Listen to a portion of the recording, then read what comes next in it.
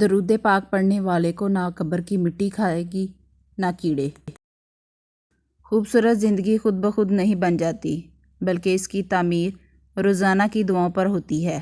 دعا کیجیے، دعا دیجیے، دعا لیجیے۔ میری دل کی گہرائیوں سے یہ دعا ہے کہ رب کریم آپ کی خوبصورت زندگی کو دین و دنیا کی تمام خوشیوں سے مالا مال کر دے، آمین۔ جو آدمی صبح کے وقت 10 مرتبہ اور شام کے وقت 10 مرتبہ مجھ پر درود بھیجتا ہے، اسے قیامت کے دن میری شفاعت نصیب ہوگی۔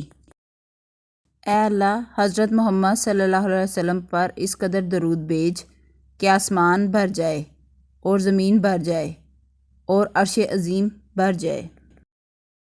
درود پاک پڑھا کریں، زندگی پریشانیوں، مصیبتوں اور مشکلات سے پاک ہو جائے گی۔ جو شخص جمعے کے دن سورۃ کاف پڑھتا ہے، اس کے لیے دونوں جمعوں کے درمیان ایک نور روشن کر دیا جاتا ہے۔ خدا کی محبت کے علاوہ دنیا کی ہر محبت دکھ دیتی ہے۔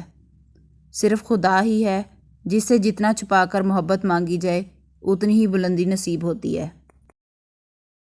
مجھے یقین ہے ایک دن میرا اللہ میری ساری دعاؤں پر کن کہہ دے گا۔ جو شخص 3 جمعے سستی کے سبب چھوڑ دے گا، اللہ عز و جل اس کے دل پر مہر لگا دے گا۔ جو شخص جمعے کے دن ناخن ترشوائے تو رحمت آئے گی، گناہ جائیں گے۔ جو شخص مجھ پر درود بھیجتا ہے تو جب تک وہ درود بھیجتا رہتا ہے، فرشتے اس کے لیے دعائے رحمت کرتے رہتے ہیں۔ اب بندے کی مرضی ہے کم پڑے یا زیادہ۔ فرمان مصطفیٰ ہے، جمعے کا دن تمام دنوں کا سردار ہے اور اللہ کے نزدیک سب سے بڑا ہے، اور وہ اللہ کے نزدیک عید الاضحیٰ اور عید الفطر سے بھی بڑا ہے۔ امامے کے ساتھ ایک جمعہ بغیر امامے کے 70 جمعوں کے برابر ہے۔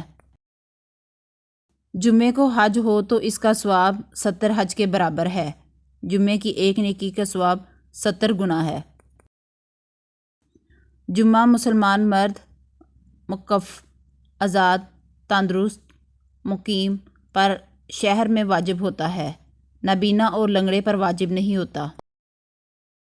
والدین کے انتقال کے بعد اولاد پر ایک حق یہ بھی ہے، ہر جمعے ان کی قبر کی زیارت کی جائے اور وہاں تلاوت قرآن کرے۔ حضور صلی اللہ علیہ وسلم فرماتے ہیں، جمعے کی رات روشن رات ہے اور جمعے کا دن چمکدار دن۔